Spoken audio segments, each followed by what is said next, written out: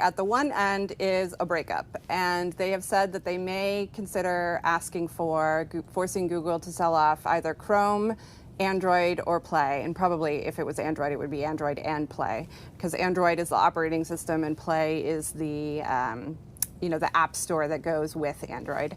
And that's sort of like the extreme end. In the middle, they sort of had these options to sort of force Google to share a lot of the information it scrapes from the web to make its underlying search results. And the government said that if they do that, that could be used by other search engines. It could also be used by AI startups who sort of need this data to sort of create their models.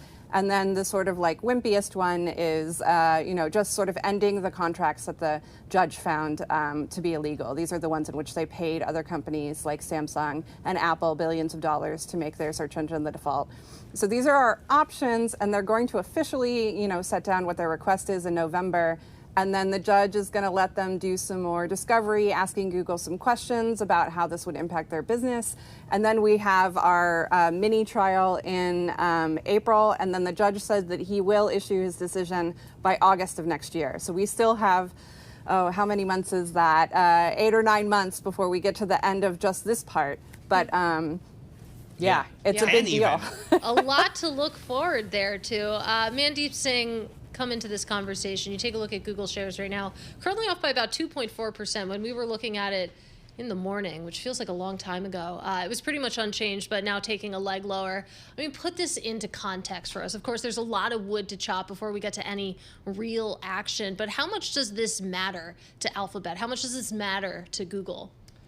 I mean, look, some of the remedies that were suggested in terms of forced sale of Android or, some of the businesses that they own Chrome browser, I think is just so unlikely simply because the way Google is run, it's all one shared infrastructure that's powering YouTube, that's powering the browser, that's powering the cloud business. How do you take an entity out? And so the one, I guess, area where there's another lawsuit, DOJ lawsuit on the ad tech. There's so many lawsuits, dude. Yes, there's one on the ad tech marketplace. There's a bunch of states that are suing. They on want the ad Google tech, to pay for telling you how to switch tech. your browser. Yeah. There's the EU. Obviously, Margaret Vestager is going to decide by the end of the year. She says breaking it up is the only solution she can imagine.